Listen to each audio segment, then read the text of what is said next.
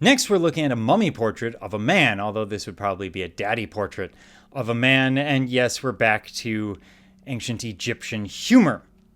So around 30 BCE, of course, the Romans take over Egypt. And this is as a result of Mark Antony losing the battle of Actium to Octavian. Octavian becomes Augustus and takes over the areas that Antony had basically ruled over, including Egypt.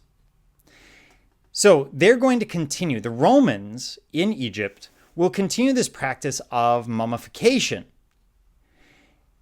Why are they doing that? Because if you move to Egypt, why not become Egyptian? And that's kind of what they're doing.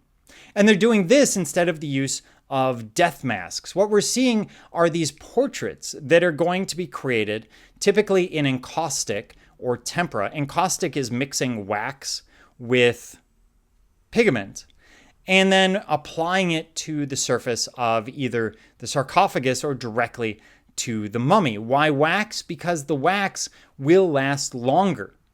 It really can't be destroyed. It's not going to peel. There aren't going to be issues other than if you set fire to it. What we're seeing is a portrait of an Antonian priest, and it emulates a lot of contemporary fashion. In fact, it gives us Antonine fashion of the period. And these portraits, there are a lot of them, there are hundreds known, are out there, and they give us this sense of how people wanted to be seen.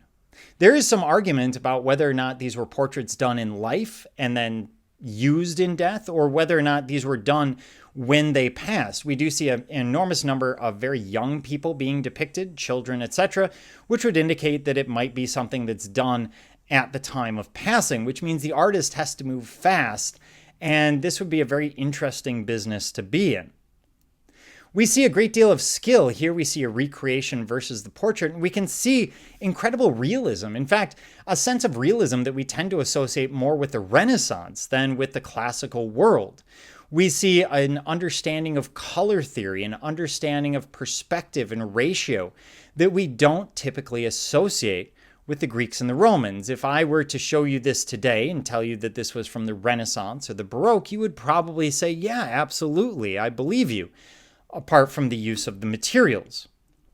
And these were very common amongst Greeks and Romans in Egypt.